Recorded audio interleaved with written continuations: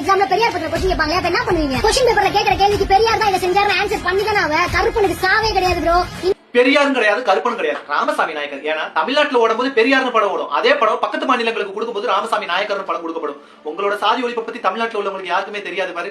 நீ நாயக்கர் பொண்ணாயிரு, நாதாரி பொண்ணாயிரு, அதை பத்தி இங்க யாரு கவலைப்பட்டா? நீ உன் சொந்த சாதிக்காரனுக்கு முட்டு கொடு, நாங்க யாரும் முட்டு கொடுக்க வேணாம்னு சொல்லல. ஆனா நீ முட்டு கொடுக்குறங்கிற பேர்ல டிஎன்பிஎஸ்சி எக்ஸாம்ல பெரியார பத்தி கேட்டா எழுதிதானே ஆகணும். கருப்பனுக்கு சாவே இல்ல ப்ரோ அப்படின்னு சொல்ல பாத்தியா? என்ன எழுதணும்?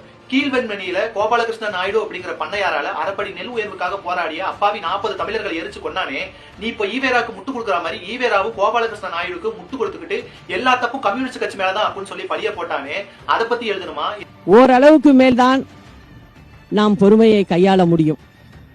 அதற்கு மேல் நாம் ஒன்று சேர்ந்து செய்ய வேண்டியதை செய்வோம். பகுத்தறிவு அப்படிங்கிற பேர்ல சேலம் மாநாடு 3வது தீர்மானம் ஆதாரத்தோட பதிவு பண்ற பாத்துக்கோ. திருமணம் ஆன பிறகு மனைவி வேறொரு ஆணுடன் தொடர்பு கொண்டு உடலுறவு கொண்டால் கணவர்கள் அதை தவறாக கருதக்கூடாது. இது பகுத்தறிவா? இல்ல ஒரு ஆணுடன் வாழ பிடிக்கவில்லை என்றால் விவாகரத்து வாங்கி கொண்டு வேறொரு ஆணுடன் வாழ்வது பகுத்தறிவா? எது பகுத்தறிவு? நீ இப்ப ஒரு பெண்ணா இருக்கிறதுனால நான் உன்னை நேரடியா கேட்க முடியாது, அதனால மறைமுகமாவே கேக்குறேன். உங்க வீட்டுல உள்ள பொம்பளைங்கள்ட்ட போயிட்டு நீ யாரு கூட வேணாலும் படுக்கணும்னு ஆசைப்பட்டா போய் படுத்து எந்திரிச்சிட்டு வா, நாங்க யாரும் தவறா பார்க்க மாட்டோம் அப்படின்னு சொல்ல முடியுமா? இதை கூட விட்டுலாம். ஆனா இந்த தமிழ் சமூகத்துல ஆணுக்கு பெண் சரிசமம் கிடையாது. ஆணுக்கு அப்படின்னு சொல்லும் போதே ஆண் உயர்ந்தவன் ஆகிறான். இந்த தமிழ் சமூகத்துல ஆணும் பெண்ணும் சரிசமம். அப்படி இருக்கும்போது நீ கருப்ப பைய அறுத்தறிஞ்சாதான் நீ ஆணுக்கு சரிசமமா இருக்க முடியும் அப்படின்னு சொன்னா ஏத்துக்க முடியுமா? இல்லன்னா இருக்க முடியாதா?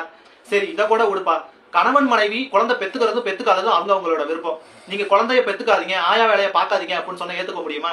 அதுவும் யார் சொல்றது? வளர்த்த மகளையே சொத்துக்காக கட்டிக்கிட்டவரெல்லாம் இதை சொல்லலாமா?